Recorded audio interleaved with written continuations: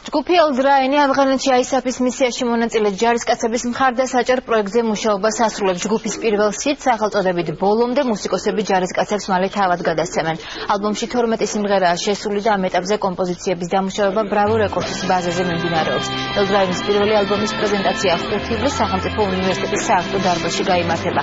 პროექტი თავდაცვის, ახალგაზრდობის კულტურის სამინისტროების და გალფის და ელექტრონიკის მხარდაჭერით ხორციელდება. მე მგონი ვალდებულიც არის, რომ ამ ადამიანებს უბრალოდ მორალური მხარდაჭერა მაინც გამოუცხადონ, იმიტომ რომ ისინი თავის სიცოცხლის ფასად იცავენ ჩვენს უსაფრთხოებას.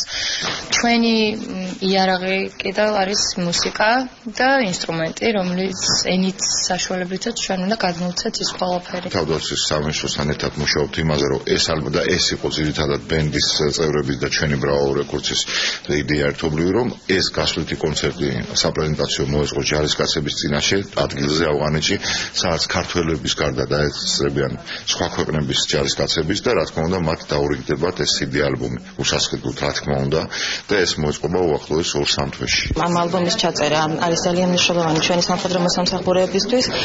მათ ეძღვნება უშუალოდ ეს ალბომი და ამით ისინი ვფიქრობ იგრძნობენ რომ მათ აქვს ხარდაჭერა არა მხოლოდ მთავრობისგან, სახელმწიფოსგან, არამედ საზოგადოებისგან და მიუხედავად იმისა, რომ ისინი ქვეყნისგან არიან ძალიან შორს, ჩვენ გვესმის, რომ ისინი ქვეყანას ემსახურებიან და საზოგადოებას ესმის, რომ მათ მიმართ უნდა იყოს მუდმივი ყურადღება და პატივისცემა. მეგოჩი რომ თვითონ იდეა არის არაჩვეულებრივი და იმას შინაგანად მას შემდეგ რაც მოვუსმინე თვითონ თითოეულ სიმღერას, რომ ეს სიმღერები გარკვეულწილად ყოფას შეუმსუბუქებს ჩვენს ჯარისკაცებს.